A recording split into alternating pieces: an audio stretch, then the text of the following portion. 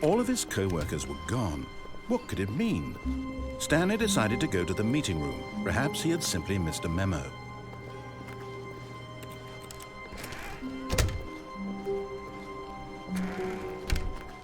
Oh, and I guess this is where Stanley felt he needed to be right now, in this little hallway. Here, with no distractions, to study room 417. Not to actually enter it. No. That would be far too forward. Stanley wanted to know it from the outside. To see it not just with his eyes, but with his heart. He would know room 417 as no man or woman had ever known an office before. That ladder over there. Oh, and that little picture of a horizon or something. It's all just a never-ending parade of joy for Stanley.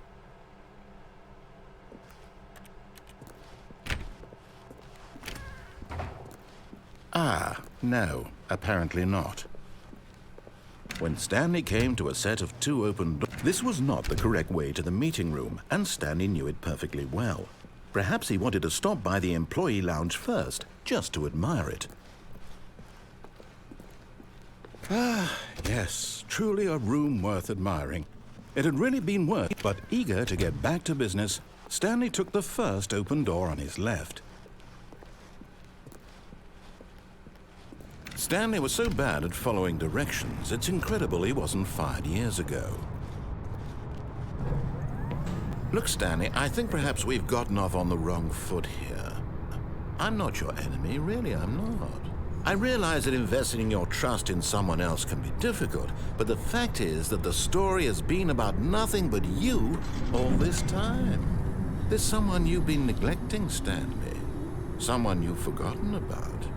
Please, stop trying to make every decision by yourself. Now, I'm not asking for me, I'm asking for her. This is it, Stanley. Your chance to redeem yourself, to put your work aside, to let her back into your life. She's been waiting.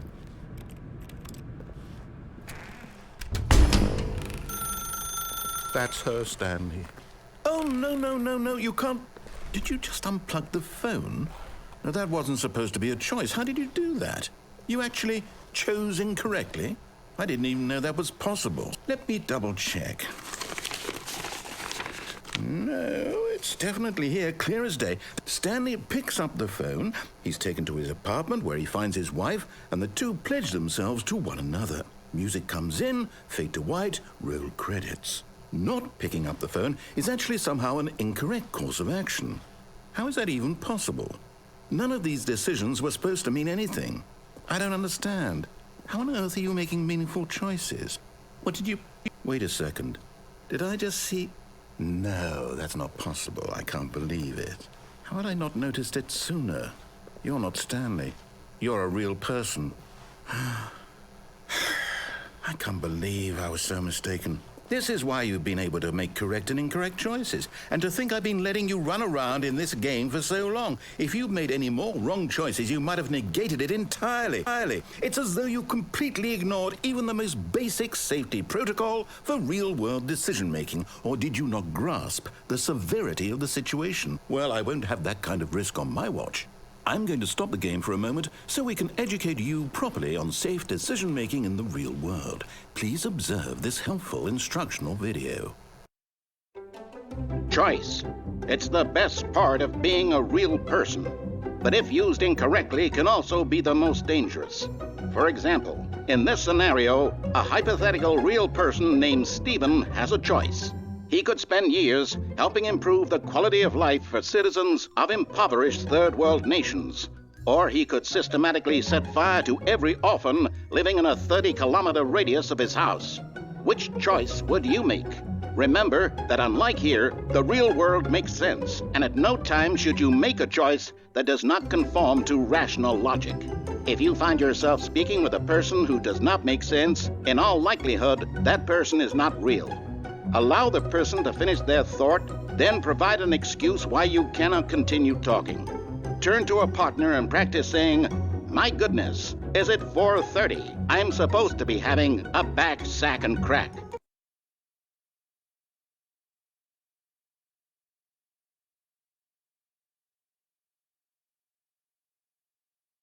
Excellent. Making choices on a regular basis is the best part to a healthy decision-making process.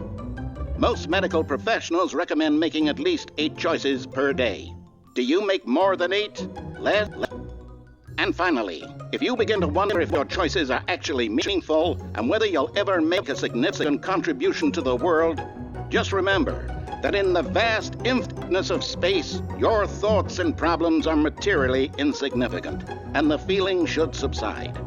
At this time, your instructor will guide you in an exercise to test and reinforce the material covered in this video. Welcome back. You may have noticed that this room has begun to deteriorate as a result of narrative contradiction. But not to worry. Now that you're properly informed on good decision-making, we're going to revisit a choice you made just a few minutes ago and see what the correct thing to do would have been. This way, please.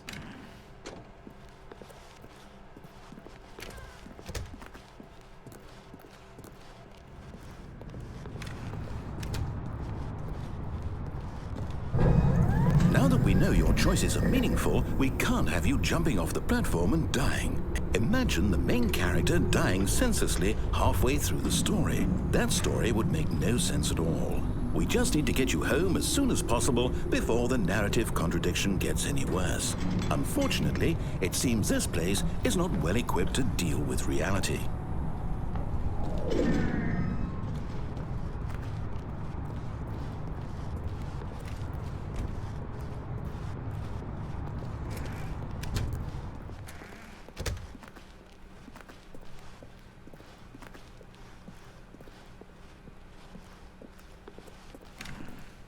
Almost there. You'll take the door on the left, back to the correct ending, the story will have resolution once again, and you'll be home free in the real world.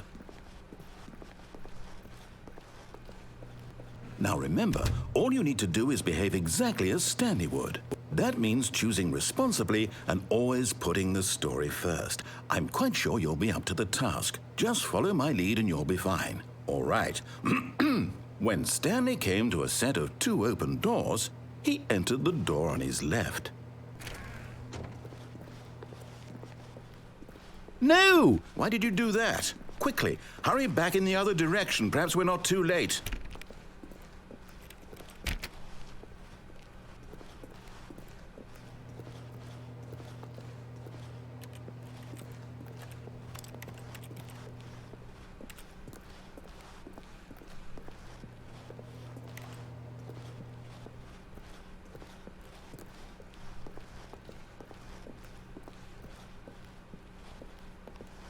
Oh, it's ruined. I can't believe, after everything we talked about, that my story, you've destroyed my work. Why? For what? What did you get out of that? What did you think was so special about seeing the game undone, left here like so much garbage? It's worthless now. And what am I supposed to do? Even if there were a way to continue, would it be worth it? To know that my story is now incorrect? How can I go back to that? I can't erase that knowledge. I'll have to live with it forever, reliving its impossibility forever. I couldn't live that way. Is it better to shut the game down entirely? To willingly destroy all of my work? I don't know. What's the answer? What do I do? What do I do? What do I... No, I have to. I have to shut the game down. I have to. I have to.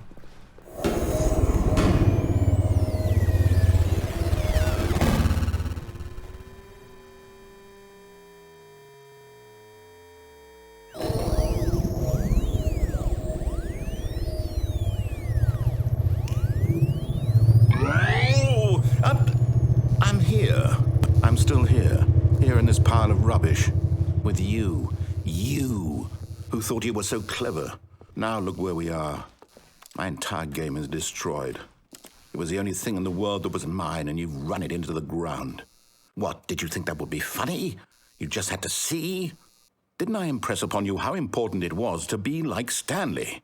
He actually knows how to do what I tell him to. He understands that if I say to do something, there's a damn good reason for it. That thought hadn't even occurred to you, had it? That there's a world outside of you?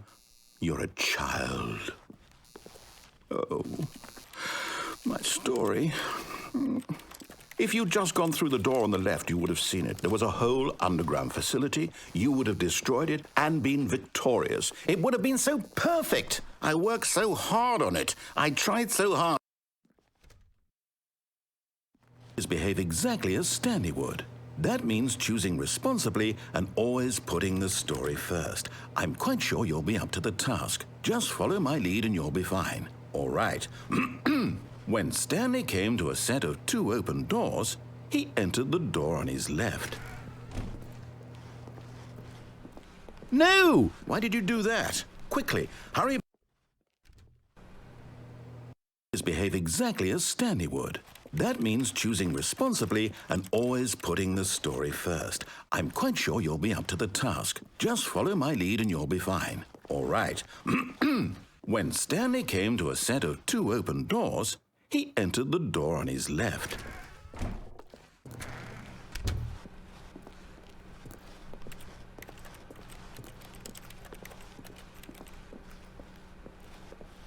Yet there was not a single person here either. Feeling a wave of disbelief, Stanley decided to go up to his boss's office, hoping he might find an answer there. Coming to a staircase, Stanley walked upstairs to his boss's office.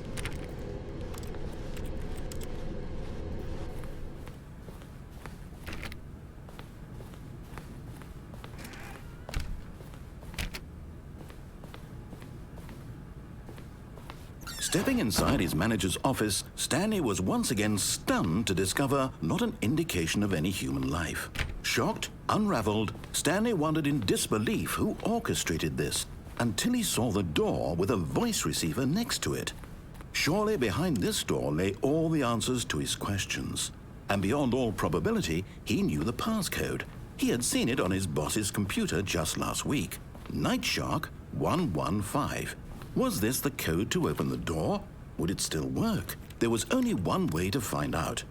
Stanley had been trained never to speak up, but now he would draw from within himself the courage to face the unknown. He drew a sharp breath and then spoke the code.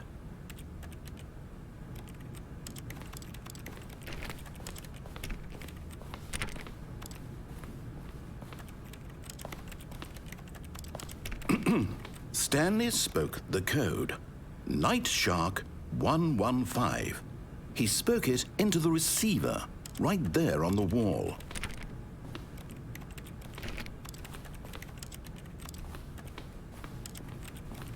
I'm sorry, is there a problem? You didn't mishear me, did you? Please speak the code into the receiver. Otherwise, we can't get on with the story. This is a crucial step.